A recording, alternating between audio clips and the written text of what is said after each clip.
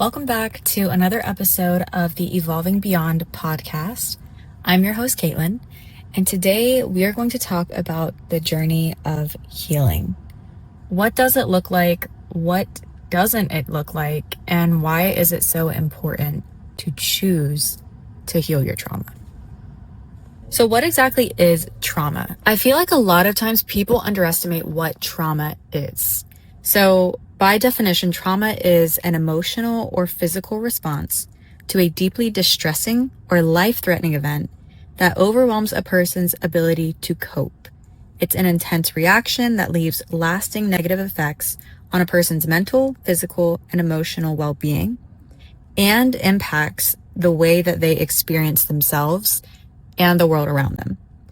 So there's such a wide spectrum of trauma, right? Like trauma could be that one of your parents abandoned you when you were a child, all the way up to maybe someone laughed at you when you had to speak in front of the class in school. Like trauma is such a spectrum where it's like you can't really look at someone and say whether or not something was traumatic. It really just depends on that person and how the event impacted them. It's a very personal thing. So whether you like it or not, trauma is a part of life. All of us have some sort of trauma, whether you've chosen to unpack that or not. But whether you admit that you have trauma or not, it does directly impact the way that you perceive the world and the way that you navigate the world. This is why healing is so important. Once you identify what your trauma actually is, you have a choice to heal from that event. So that way you can move forward in life and you don't have it affecting your daily actions and your choices. With that being said, healing is a choice that you have to make again and again. It's not just something that you one day wake up and you're like, okay, I'm going to be healed today from this trauma. You are literally going to have to make the choice over and over again, because a trauma is something that is so deeply ingrained within your subconscious that you have something that are called triggers. If you're not super familiar with trauma and healing and therapy talk and all that stuff, triggers are essentially anything that brings up that emotional reaction out of you. It could be something like a song that your ex-boyfriend introduced you to, and every time you hear that song now, it just ruins your mood. And nothing was wrong before, but literally when you hear that song, your whole mood just changes, and now it's affecting your whole day. So throughout your healing journey, once you decide that you are going to heal this trauma, you are going to have triggers that come up. And that is where the choice has to be made again and again. Because as that trigger comes up, say it's the song that your ex showed you, you can hear that song, and a lot of times if you're still in that state where you're not fully aware of your trauma, the trigger will happen and then you just have an emotional reaction, right? But once you understand that, oh, I have a trauma of the relationship I had with my ex-boyfriend, anytime I see him or anything that reminds me of him or that relationship, once you identify that you have that trauma, then you're able to respond instead of react. So now instead, when you encounter those things that could be triggering, like the song, instead of immediately becoming upset and then just being upset the rest of the day, now maybe it upsets you when you hear it, but now you're able to process that. Healing is really taking your power back in that way. Instead of those emotions and those triggers literally determining your life and the choices that you make, you're able to process the emotion that you're feeling and then respond accordingly. So if you hear that song and it upsets you, you get that little tightness in your chest where you're like, oh, it makes you think of your ex. Now you can say, I'm so glad that I'm no longer in that situation. You process your emotion, you're able to move on about your day, and it's not impacting you for the rest of your day. So along with being triggered, that brings me to the next point of healing is not linear. Just because you decide that you want to start healing from your trauma does not mean that every time you are triggered from that point on, you're going to immediately choose the path towards more healing, right? That's a part of healing too. because we're not perfect and we are human and we experience emotions. And sometimes you may be in a vulnerable state where you don't have the capacity right then to process your emotions. So you're just feeling your emotions. And that happens so often. So healing is not linear. You're not going to be perfect at it. That's okay. But what happens when we're triggered and we react and we don't take that moment to process our emotions and respond? Let's say you're in a situation where maybe you actually see your ex with their new girlfriend or something. And that just is something that you haven't prepared yourself for. That's a new type of trigger. And if you haven't prepared yourself for that yet, you're probably going to react instead of respond. Realistically, you're going to have emotions that come up. And even if you do prepare yourself for it, even if you do know that he already has a girlfriend and maybe you've already looked at their Instagrams and everything else, you still don't know how you're going to react until you're actually face to face with the situation. When you're face to face with a trigger and you react, that is okay. What matters isn't your first response. It's your second, right? So you're going to have an emotional reaction, but now what are you doing with that emotional reaction? Are you allowing yourself to feel your feelings, process your feelings, maybe cry, maybe you're mad, let yourself feel it, and then you move on from it? Or do you choose to just sit in that emotion and let it take over you, and now you are going down this path of wanting to reach back out to him or tell all your friends about it or just do stuff that's going to, or do something that's going to just continue to keep you in that emotion? That brings me to another point. Sometimes it takes more time to process, right? Sometimes it can take a matter of seconds of us being able to switch our brain and say, oh, okay, like process my emotion, moving on. Glad that happened.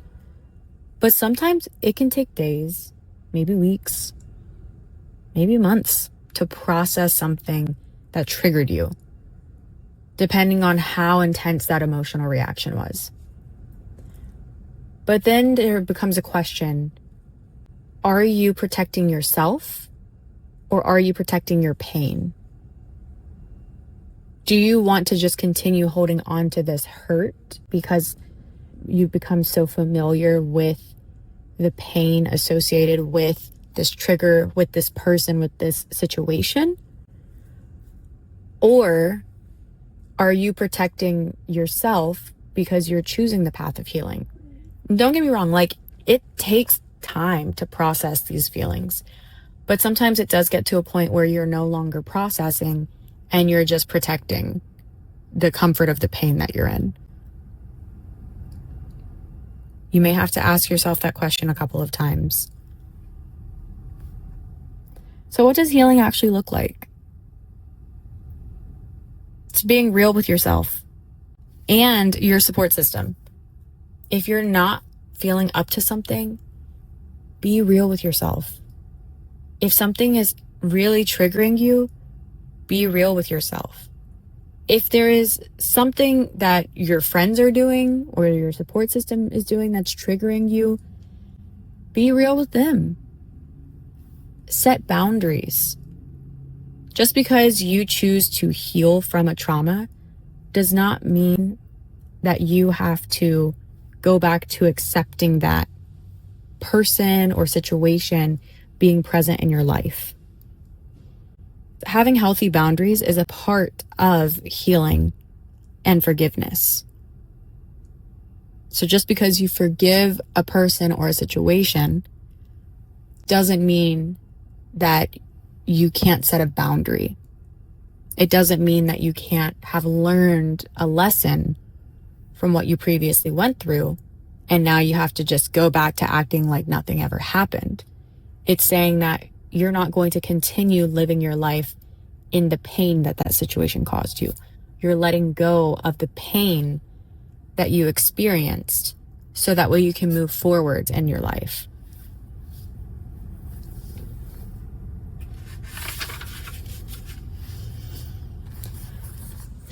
I think another big misconception about healing is that you can't enter into new relationships or situations unless you heal first.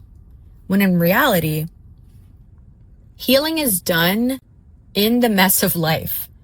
So by living life, you are healing. By encountering your triggers and facing them head on, you are healing. You don't have to put your life on pause in order to heal. You don't have to wait to get in a relationship until after you're healed. Because in reality, you're probably always going to be healing from something as long as you're living life. Now, don't make it your whole personality, right? Like, you're not always this person who's just in constant pain and struggle. That's not what I mean. I'm just saying that throughout life, there's probably always going to be something that you are either working through or have just gotten through working through. If you're making the most of your experiences and you're meeting people and encountering different situations, you're bound to come face to face with a situation that is not always ideal, that you may need to process. And that's a part of life. But in the process of those moments that you're healing from something significant, don't think that you just have to put your life on pause and that you aren't good enough yet to keep experiencing life and love and connection. Because you are. And life and love and connection help to uncover those parts of us that we still need to process and work on.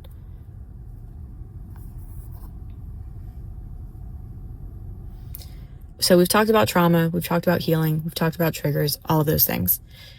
So you might be asking yourself like, okay, but what if I just choose not to do all those things? I'll be fine if I choose not to heal and not to ever process any of my emotions or subconscious things that I have going on because I'm traumatized by things in my life. Ultimately, if you choose not to heal, you are choosing to accept pain in your life. And more times than not, if you are not choosing to heal from your traumas of your past or your present, then you are in some way protecting that pain. You could just be comfortable with having an easy explanation for why you are the way you are. Oh, it's because of XYZ trauma, I'm in pain. I have this pain that I identify with. It's so common for people to be like that. And I have also been like that plenty of times in plenty of situations. But choosing to hold on to pain and fear will hold you back from experiencing life to the fullest.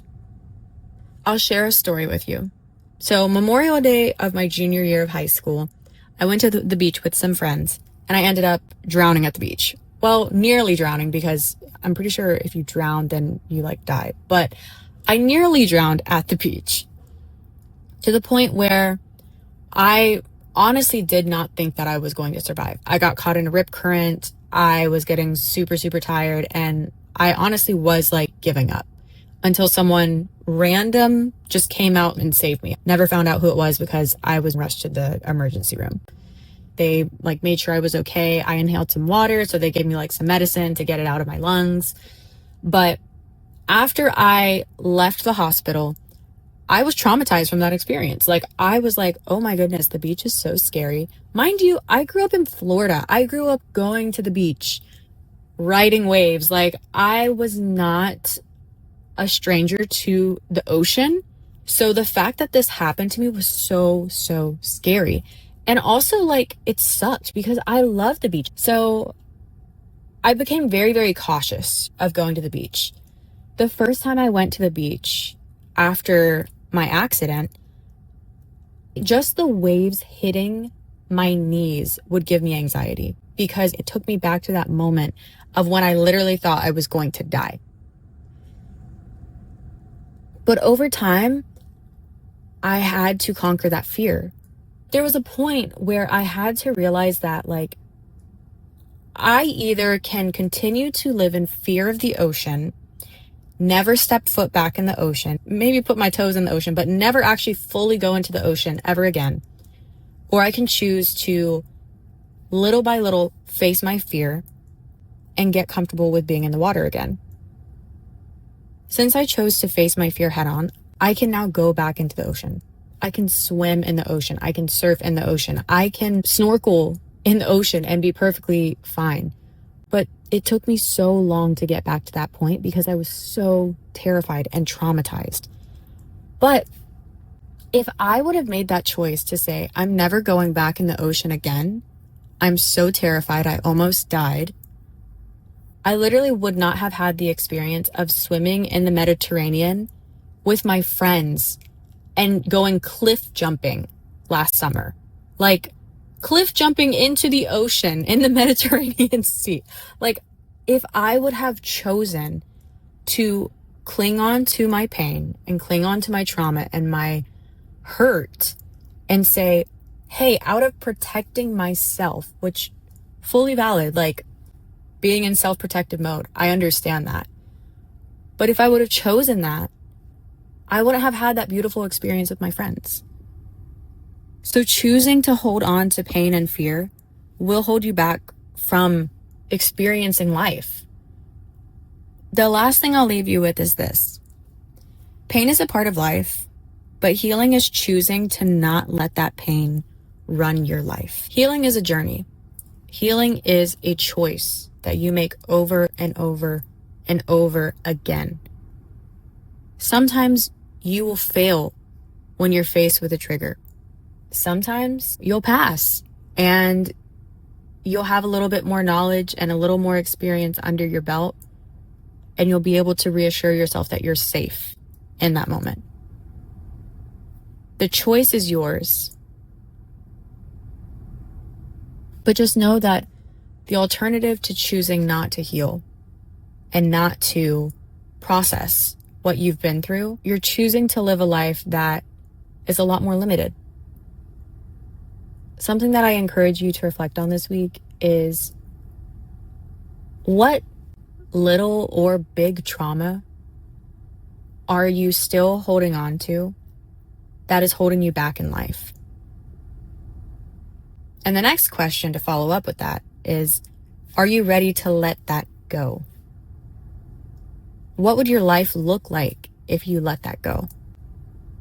If you chose to start healing, moving forward, and letting go of the pain that you've been letting run your life. So yeah, that's all I have for you this week. I believe in you. I'm rooting for you. And I can't wait to see the great things that you do. Talk to you next time. Bye.